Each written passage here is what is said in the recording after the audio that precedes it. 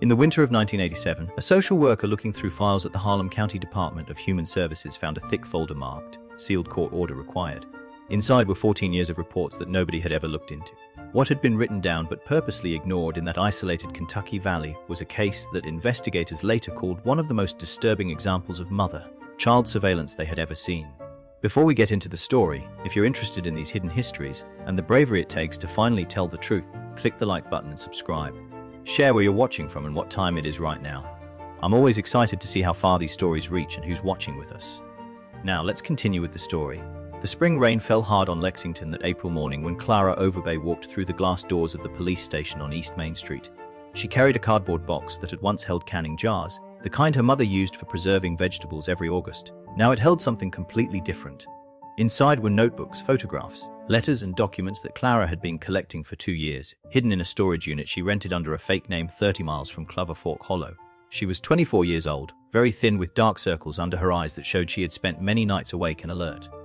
The desk sergeant later remembered that she set the box down carefully, as if it contained something both fragile and dangerous. When she asked to speak with someone about pressing charges against her mother, he thought it would be a simple assault case, maybe theft. He sent her to Detective Raymond Phelps, who had worked on family violence cases for almost 10 years. Phelps met her in interview room 3, a windowless space with beige walls and a table bolted to the floor. Clara sat down and began to speak in a voice that never shook or broke, even though what she described seemed impossible to believe. She told him about a childhood lived under constant watching, about surveillance that reached into the most private moments of her life, about a mother who wrote down everything with the precision of a scientist doing an experiment. She spoke for nearly 3 hours without stopping. Phelps had heard difficult stories before. He had interviewed victims of violence who showed their scars on their skin and in their shaking voices. But Clara's story was different. There were no broken bones to show, no bruises that had faded over time. The damage was somewhere deeper, harder to photograph or measure. When she finished speaking, she opened the cardboard box and began taking out its contents one item at a time, placing them on the table with the careful planning of someone building a case piece by piece. The first notebook she handed him was bound in dull green cloth, the kind sold at the 5 and dime store in Harlem. On the cover, written in neat cursive handwriting, were the words Clara Louise Overbay Daily Record, January through June 1979. Clara had been very young at the time. Phelps opened the notebook and began to read. Within 5 minutes, he felt sick to his stomach. Within 10 minutes, he called his supervisor. By the end of that day, the Harlan County District Attorney had been contacted, and a file that had been sealed for years was being pulled from the archives of the Department of Human Services. What Clara had brought to that police station would eventually fill 17 boxes of evidence. What she carried inside her could never be measured in boxes at all. Clover Fork Hollow sat in a valley between 2 mountains in eastern Kentucky, the kind of place where the sun disappeared by 4 in the afternoon during winter months. The hollow had been carved out by mining operations in the 1920s, and when the coal ran out, the company abandoned everything except the houses they couldn't be bothered to tear down. By the time Nain and Raymond Overbay moved there in 1973, only 6 families remained, scattered along a dirt road that turned to mud whenever it rained. The Overbay house stood at the far end of that road, a converted mining supervisor's house with 4 rooms and a basement that still smelled of coal dust. Raymond had taken a job with the electric company that kept him away 3 or 4 days each week, driving to work sites across the county. Nain stayed home with her 3 daughters, who were all still quite young when the family arrived. To the handful of neighbors who saw them at all, they seemed like any other struggling family trying to make ends meet in a place the rest of Kentucky had forgotten.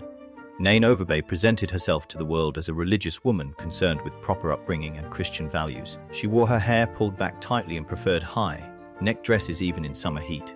The few times she appeared at the Missionary Baptist Church in town, she sat in the back pew with her daughters arranged beside her like steps on a staircase, their hands folded exactly the same way in their laps. Pastor Hiram Colley would later testify that something about the family made him uncomfortable, though he could never explain exactly what.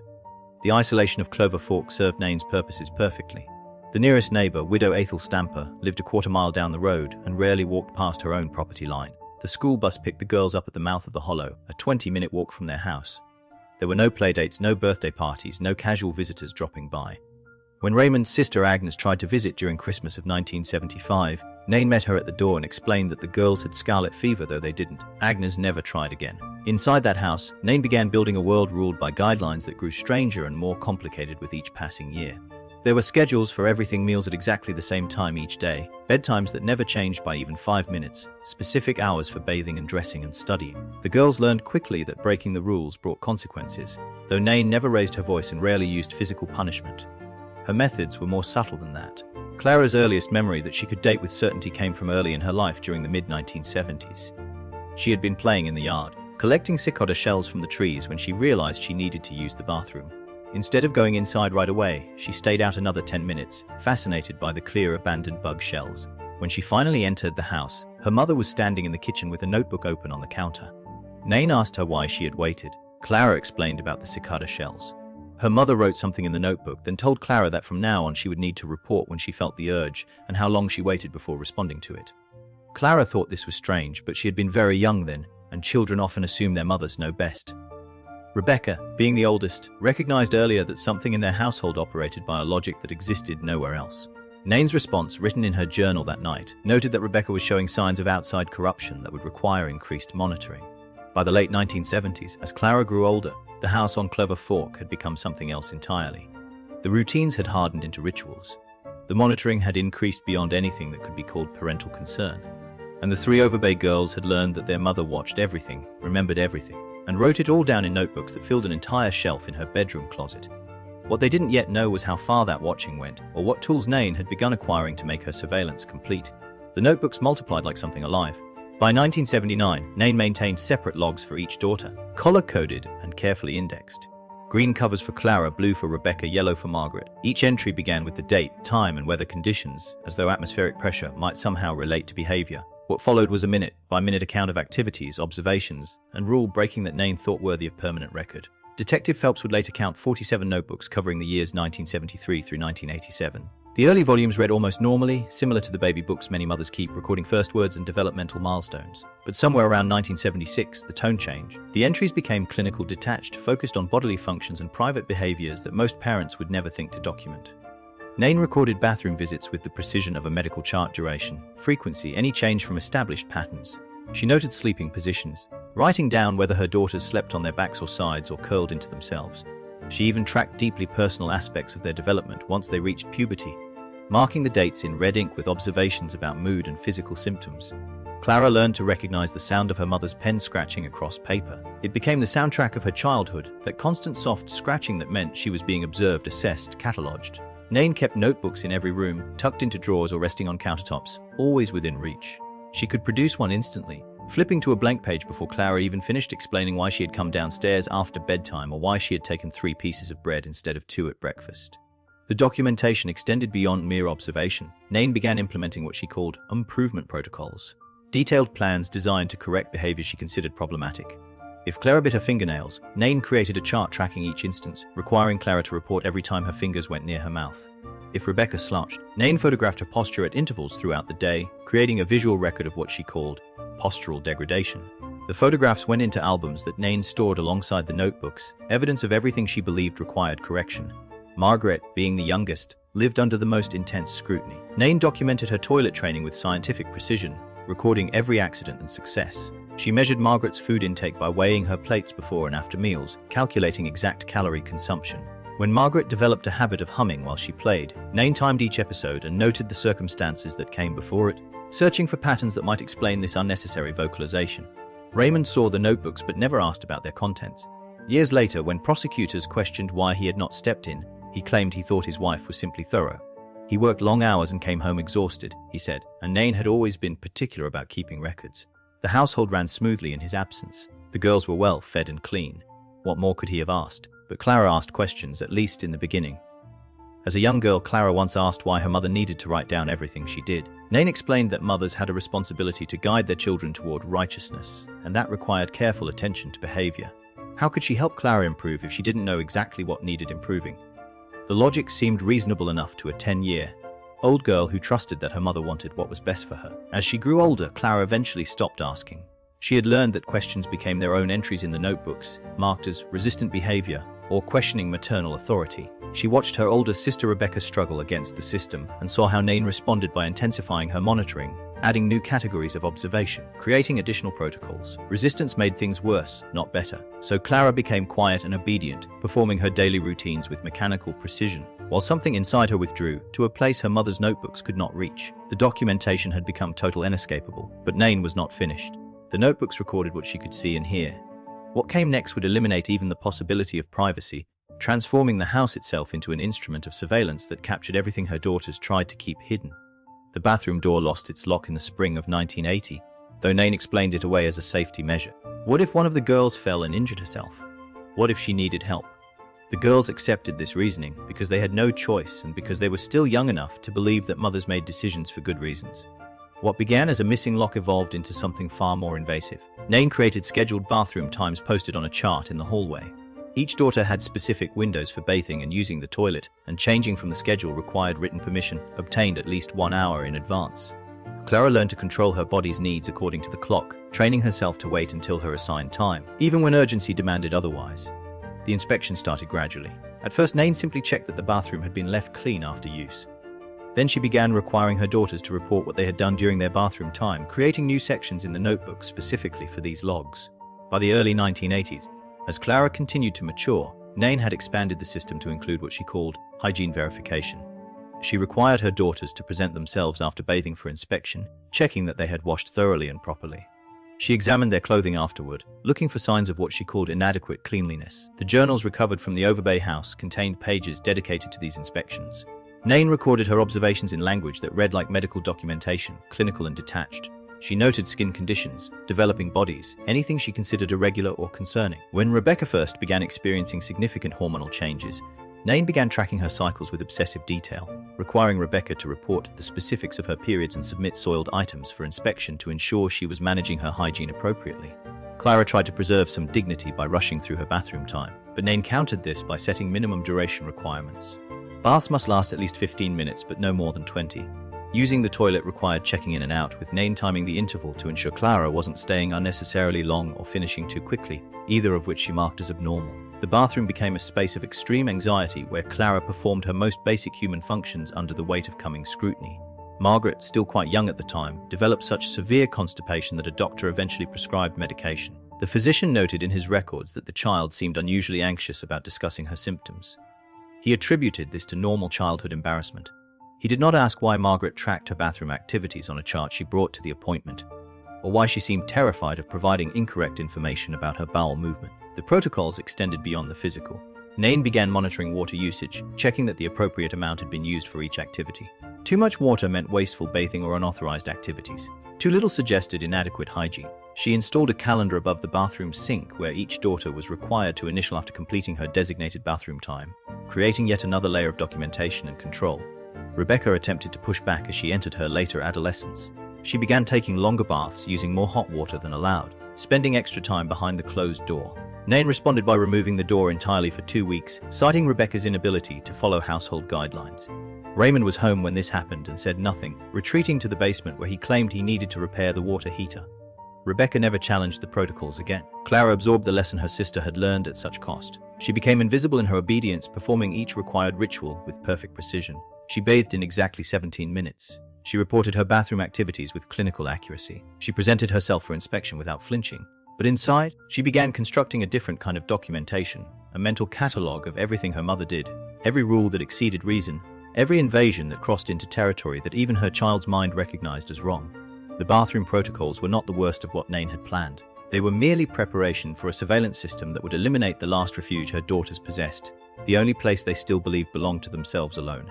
Clara discovered the first hole on a Tuesday afternoon in October of 1982. The autumn light slanted through her bedroom window at an angle that lit up dust particles and, for the first time, a small circular opening in the wall beside her dresser. It was perhaps the diameter of a pencil, positioned at eye level if someone was standing in the adjacent room, which happened to be her mother's sewing area. She approached the hole slowly, that instinct children have when they sense they are about to learn something that will change everything. She pressed her eye close and saw directly into the sewing room. The angle was perfectly calculated to capture her bed, her desk, the corner where she changed clothes. The hole had been drilled with precision, then hidden with a small piece of fabric that could be moved aside. Someone standing in that sewing room could watch her entire bedroom without her knowledge. Clara spent the next hour searching. She found 3 more holes in her room alone, each positioned to eliminate blind spots, creating a network of observation points that covered every inch of her private space. Her hands shook as she moved a picture frame and discovered another opening, this one aimed at the corner where she kept her diary hidden beneath a loose floorboard. That diary had never been private at all. She checked Rebecca's room next while her sister was still at school. 5 holes strategically placed. Margaret's room had 4. The bathroom, which they all shared, had two drilled through the wall that connected to the hallway lining closet. Someone could stand in that closet and watch them bathe, watch them use the toilet, watch every moment they believed was unobserved. When confronted that evening, Nain did not deny it. She sat at the kitchen table with her hands folded and explained in that same calm voice she used for everything. A mother had a duty to know what her daughters did in private, she said. Children behave differently when they think no one is watching, and those private behaviors reveal their true character. She had installed the observation points 3 years earlier, she told Clara, after reading an article about parental vigilance in a Christian magazine. The article had suggested that modern parents gave children too much unsupervised time, allowing sin to take root in secret places. Clara asked if their father knew. Nain said Raymond had helped her drill the holes during one of his weekends home, though he claimed later under oath that he thought they were installing ventilation to prevent mold. Prosecutors never determined whether he was lying or whether he had truly been that willfully blind. That night, Clara lay in bed staring at the ceiling, aware of the holes surrounding her like eyes in the darkness. She thought about all the times she had believed herself alone, all the private moments of changing clothes, of crying into her pillow, of the innocent explorations of her developing body that every adolescent experiences.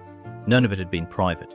Her mother had been watching through those holes, standing in adjacent rooms, observing and probably recording in those endless notebooks what she witnessed. Rebecca's reaction was different when Clara told her. She went into their mother's sewing room and stuffed cloth into every hole she could reach. Nain discovered this within hours and created new rules. The girls were forbidden to enter any room except their own bedrooms, the bathroom during designated times, and common areas when supervised. Rebecca's defiance earned her a week of sleeping in the basement where Nain said she could reflect on her disrespect. The holes remained unplugged. The discovery shattered something fundamental in Clara's understanding of the world. She had believed, despite everything else, that her bedroom belonged to her. That illusion was gone. She began sleeping in her clothes. She changed in the bathroom during her allocated time, moving quickly, always aware that even there, eyes watched through concealed openings. She stopped writing in her diary entirely, understanding now that every word had been read, every private thought harvested and catalogued. The house had become a prison where they were constantly watched, and they were its prisoners. But the watching eyes and documented behaviors were only symptoms of something deeper, a corruption in Nain's thinking that would soon attract attention from beyond Cloverfork Hollow. The first report came from Clara's 8th grade English teacher, Mrs. Judith Carmichael, in February of 1981. She had noticed that Clara flinched whenever anyone approached her from behind, and that the girl asked permission for everything, even things like retrieving a pencil from her own backpack. During a parent-teacher conference, Mrs. Carmichael mentioned that Clara seemed unusually anxious. Nain responded by producing a notebook from her purse, opening it to show detailed logs of Clara's behavior at home, explaining that she was working with Clara on her nervousness through careful monitoring and structure.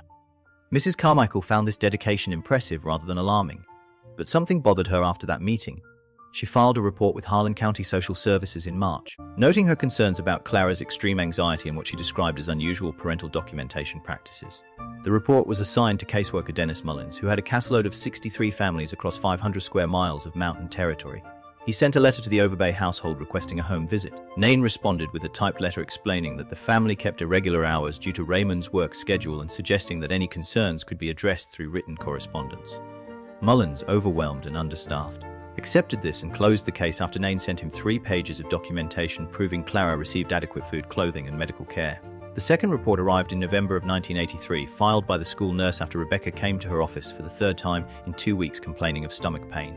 During the examination, the nurse noticed that Rebecca seemed terrified of being late returning to class, checking the clock obsessively, and growing increasingly agitated as time passed. When asked about home life, Rebecca said only that her mother had rules and she needed to follow them. The nurse documented her concerns and contacted social services, specifically noting that Rebecca displayed signs consistent with anxiety disorder and possible controlling home environment. This report landed on the desk of Margaret Hoskins, a newer caseworker with only 2 years of experience. She scheduled a home visit for a Friday afternoon in December. When she arrived at the house in Cloverfork, Nain greeted her with coffee and homemade cookies. The house was spotless. All 3 daughters sat in the living room with perfect posture, answering questions politely when addressed. Hoskins asked to speak with each girl privately, but Nain explained that she did not allow her daughters to speak with strangers without supervision, citing safety concerns. When Hoskins pressed the issue, Nain produced documentation of Rebecca's recent medical checkup, her report card showing good grades, and photographs of the family at church functions.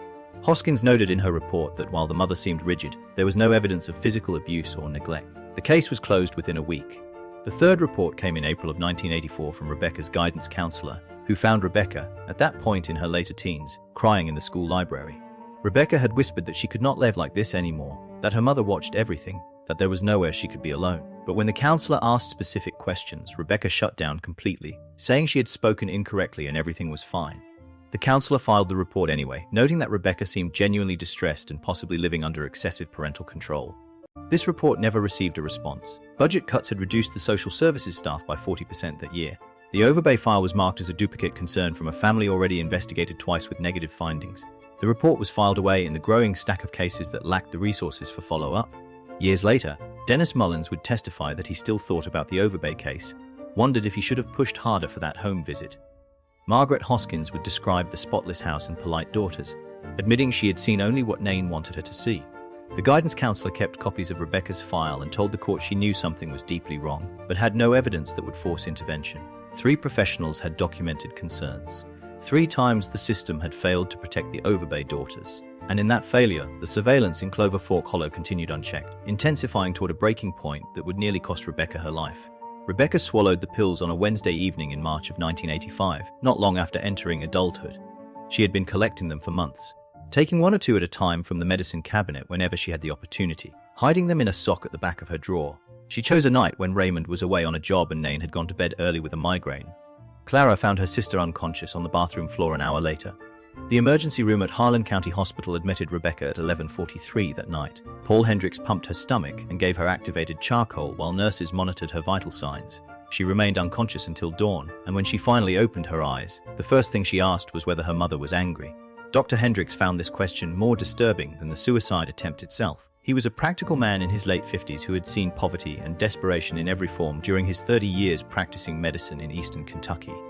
But something about Rebecca's terror struck him as wrong in a way he could not immediately put into words. When Nain arrived at the hospital that morning, she brought a notebook. She asked detailed questions about Rebecca's treatment and wrote down every answer, documenting the incident with the same clinical precision she applied to everything else.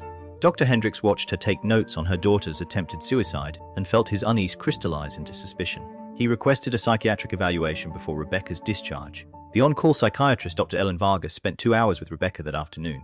The girl spoke hesitantly at first, then in a flood, describing a home life that sounded like something from a dystopian novel. She talked about the holes in the walls, the bathroom protocols, the constant documentation, the complete absence of privacy or independence. She said she had tried to kill herself because she could not imagine living another year under her mother's surveillance. Dr. Vargas documented everything and immediately contacted social services. She marked her report as urgent, recommending that the Overbay daughters be removed from the home pending investigation. The report reached the county office on a Friday afternoon. The caseworker on duty that weekend was not familiar with the family's history. She pulled the file and saw 2 previous investigations that had found no evidence of abuse. Dr. Vargas's report described psychological abuse, which in 1985 Kentucky had no clear legal definition and no established procedures for intervention. The caseworker made a phone call to the Overbay house on Saturday morning. Nain answered and expressed appropriate maternal concern about Rebecca's mental health. She explained that Rebecca had always been prone to dramatic behavior and that the family was dealing with typical teenage adjustment issues. She mentioned that Rebecca had been struggling academically and socially, which was completely false, but impossible to verify over a weekend. The caseworker noted that the mother seemed cooperative and concerned and decided that an in-person visit could wait until the following week. By Monday, the case had been transferred to a different worker due to scheduling conflicts. This worker reviewed the file, saw multiple previous investigations with negative findings, and determined that while a home visit was warranted, it was not an emergency. The visit was scheduled for 3 weeks later. Before that appointment could occur, the case was closed. Someone in the administrative chain reviewing the backlog of pending investigations saw that the Overbay family had been investigated multiple times without proof of abuse and made a decision that this was harassment of a family already under scrutiny. The file was stamped closed and returned to archives. Rebecca came home from the hospital after 5 days. Nain had added a new section to her notebooks during that time labeled Mental Health Monitoring. She began documenting Rebecca's moods, her eating patterns, her sleep, searching for warning signs of another attempt. The surveillance intensified rather than lessened. Clara watched all of this unfold and understood something crucial. The system would not save them. No matter how many times someone reported concerns, no matter how many professionals sensed something wrong, the machinery of intervention was too slow, too skeptical, too overwhelmed to act. If she and her sisters were going to escape, they would have to save themselves. An escape would require evidence so overwhelming, so carefully documented that it could not be dismissed or explained away. Clara decided to become her mother's student, learning the art of surveillance and turning it against its master. She just needed to survive long enough to gather what she needed. Clara began her documentation in the summer of 1985, 3 months after Rebecca's hospitalization. She was in her later adolescence and understood that she needed to think in terms of years, not months. Evidence collected hastily would be incomplete, easy to dismiss. She needed the kind of systematic record that could withstand legal scrutiny, the kind that even her mother would have to respect for its thoroughness. She started by stealing one of Nain's old notebooks from a box in the basement, a volume from 1977 that her mother had apparently decided was no longer relevant. Clara hid it inside her mattress, cutting a small opening in the fabric and tucking it deep into the stuffing. Each night after the house went dark and she heard her mother's bedroom door close, she would extract the notebook and write by moonlight, documenting everything she could remember about the surveillance system, the protocols, the invasions. She photographed the holes in the walls using a camera she borrowed from the school's art department, returning it the next day before anyone noticed its absence. She took pictures during her allocated bathroom time, angling the camera to capture the observation points drilled through into the linen closet. She documented the schedules posted in the hallway, the charts tracking their bodily functions, the inspection routines. Each photograph was dated on the back in tiny handwriting and hidden with the notebook. The hardest part was stealing her mother's journals. Nain kept them locked in a cabinet in her bedroom, but Clara had learned to pick simple locks by practicing on the bathroom door after Nain installed a new one. Over 2 years, she carefully removed journals one at a time, took them to the public library in Harlan where she made photocopies, then returned them before they could be missed. She learned her mother's patterns, knew which days Nain went grocery shopping, which afternoons she visited the church. Each stolen hour was terrifying and necessary. By December of 1986, Clara had filled 3 notebooks of her own and collected copies of 17 of her mother's journals. She had photographic evidence, eyewitness accounts she had written down from conversations with her sisters, and medical records she had obtained by forging her mother's signature at the county health department. She rented a storage unit in Lexington using money she had saved from a part-time job at the grocery store, paying cash and using a false name. The evidence went into a cardboard box in that unit, safe and hidden. She left on a January morning in 1987, 3 weeks after her 21st birthday. She told Nain she was going to work, walked to the bus stop as usual, but did not get off at the grocery store. She rode the bus to its final stop in Lexington, retrieved the box from storage, and checked into a motel using money she had been hiding for 2 years. She spent 3 months in that motel room, organizing her evidence, writing out a comprehensive statement, preparing for the moment when she would finally speak. When she walked into the police station in April, Detective Phelps initially assumed she was exaggerating. That family conflict had been blown out of proportion in her mind. Then he opened the first notebook. Then he saw the photographs. Then he began reading Nain's journals, page after page of surveillance records that documented violations so systematic and thorough that they defied ordinary understanding of maternal behavior. Phelps called the district attorney that afternoon. By evening, they had contacted the Kentucky State Police. The investigation expanded rapidly once professionals understood the scope of what had occurred in Clover Fork Hollow. A judge issued a search warrant for the Overbay residence, and on a Friday morning in late April, investigators descended on the house with cameras, evidence bags, and a growing sense that they were documenting a situation that many involved felt was unlike anything they had personally encountered. They found everything Clara had described. The holes in the walls were still there, some plugged with tissue, but most still functional. The notebooks filled an entire closet, organized by year and child. The bathroom charts remained posted. The locked cabinet in Nain's room contained journals going back 14 years, a complete record of surveillance that had consumed thousands of hours of observation and documentation. Investigators photographed everything, catalogued every notebook, measured every observation hole. Nain was arrested that afternoon and charged with multiple counts of child abuse. Raymond, who had been living in the house throughout everything, was charged as an accessory. Both were released on bond pending trial. And in Lexington, Clara finally allowed herself to sleep without listening for footsteps outside her door. The trial began in October of 1987 in Harlan County Circuit Court. Nain Overbay sat at the defense table in a modest dress, her hair pulled back as always, her expression one of wounded confusion. Her attorney argued that she had been an attentive mother whose dedication had been twisted into something sinister by a rebellious daughter. He presented character witnesses who testified that Nain was a devoted churchgoer, a woman of principle who had raised her children with structure and discipline in an era when such things were increasingly rare. The prosecution faced a challenge that would have been insurmountable in earlier decades. There were no broken bones, no scars, no physical evidence of violence. What Nain had done existed in a grey area of law that Kentucky statutes had not adequately addressed. Psychological abuse was difficult to quantify, harder still to prosecute. The district attorney built his case on the sheer accumulation of evidence, the relentless documentation of invasion that the notebooks represented. Clara testified for 6 hours across 2 days. She spoke in that same steady voice she had used in the police station, describing her childhood with precision and without dramatics. She explained the bathroom protocols, the observation holes, the constant surveillance that had shaped every moment of her life from age 4 onward. Defense counsel tried to rattle her during cross-examination, suggesting she was motivated by revenge, but Clara simply produced another document, another photograph, another piece of evidence that supported her account. Rebecca testified next, her voice shaking but determined. She told the jury about the night she tried to kill herself, about the years of living in a house where privacy did not exist. Margaret, now 14, spoke last. She described growing up believing that all mothers watched their daughters through holes in walls, that all families operated under rigid protocols and constant documentation. She had thought this was normal until Clara showed her otherwise. The defense presented Nain's journals as evidence of good parenting, arguing that thorough record-keeping demonstrated maternal concern. This strategy backfired spectacularly when the prosecutor read selected passages aloud, letting the jury hear Nain's clinical descriptions of her daughter's most private moments. The courtroom grew increasingly uncomfortable as the scope of the surveillance became undeniable. Raymond took the stand in his own defense, claiming ignorance of the extent of his wife's behavior. He admitted helping drill what he thought were ventilation holes, but insisted he had not known their true purpose. The prosecutor produced evidence that Raymond had been present during bathroom inspections, that he had seen the notebooks, that he had chosen comfort over intervention. Raymond received 3 years probation as an accessory to child abuse. The jury deliberated for 11 hours. They convicted Nain on 4 counts of psychological abuse and 2 counts of invasion of privacy. The judge, working within the limited sentencing guidelines available for such crimes in 1987, gave her 8 years in prison. Some observers described the sentence as unusually significant for a case centered on non-physical abuse. Victim advocates thought it grossly inadequate for 14 years of systematic torture. Nain showed no emotion when the verdict was read. She was led from the courtroom, still maintaining that she had only wanted to protect her daughters from sin, that she had been a devoted mother misunderstood by a society that no longer valued parental authority. She served 5 years before being released on parole in 1992.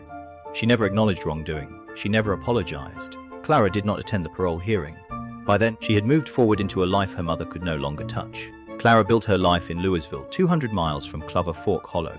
She earned a degree in social work, then a master's in child psychology. By 1995, she was working for Kentucky's Department of Children and Family Services, the same agency that had failed to save her. She rewrote protocols, trained caseworkers to recognize psychological abuse, testified before the state legislature about the gaps in child protection laws. According to later accounts, the case was discussed in some training circles as an example of psychological control. Rebecca married young and moved to Ohio, cutting all contact with Kentucky and everyone in it, including Clara, for several years. Margaret struggled with anxiety disorders throughout her 20s but eventually became a therapist specializing in family trauma. The 3 sisters reunited gradually, carefully, learning to be family without the weight of surveillance crushing them. Raymond died of a heart attack in 2003. Nain outlived him by 11 years, spending her final decade in a nursing home in Harlan. She never stopped maintaining that she had been a good mother. Clara visited her once in 2013, a month before Nain's death. She needed to ask one question that had haunted her for 26 years. They sat in the nursing home common room, 2 women who shared blood and nothing else. Clara asked why. Why the surveillance? Why the obsessive documentation? Why the complete destruction of her daughter's privacy and independence? Nain's answer was not what Clara expected. She said she had been protecting them from what happened to her. Then Nain told her story for the first and only time. She had grown up in that same house in Clover Fork Hollow, raised by a father who did unspeakable things in the darkness while her mother looked away. She had kept diaries as a child, documenting the abuse in desperate detail, but no one ever read them. When she finally showed them to a teacher at age 15, the teacher told her she was making up wicked lies and burned the notebooks in front of her. Nain learned that documentation without witnesses meant nothing, that privacy enabled evil, that constant vigilance was the only protection. So she had watched her own daughters every moment, documented everything, eliminated all privacy because privacy was where monsters lived. She had become the witness she never had, the mother who saw everything because no one had seen her. Her surveillance was not cruelty but protection, twisted through the lens of her own shattered childhood into something unrecognizable as love. Clara sat in stunned silence, understanding for the first time that her mother had been both monster and victim. The trauma had spread across generations into new forms of damage. It did not excuse what Nain had done, it explained it. There was a difference. Nain died 3 weeks later. Clara did not attend the funeral. Today, Clara is 59 years old. She still works in child protection, still fights for children who live in houses where something is deeply wrong but hard to prove. She has never married, never had children of her own. The surveillance shaped her in ways she is still discovering. But she is not broken. She is the witness who finally spoke, the daughter who escaped, the advocate who turned her mother's methods into tools for protecting others. And sometimes in the quiet of her apartment, she writes in notebooks of her own, documenting her life, not because someone is watching, but because she finally has the freedom to remember on her own terms. If this story has moved you, if it has made you think about the hidden suffering that exists behind closed doors, click the like button and subscribe. These stories need to be told. These voices need to be heard, and your engagement ensures that we can continue bringing light to the darkest corners of history. Share this video with someone who needs to hear it. Truth, no matter how painful, deserves witnesses.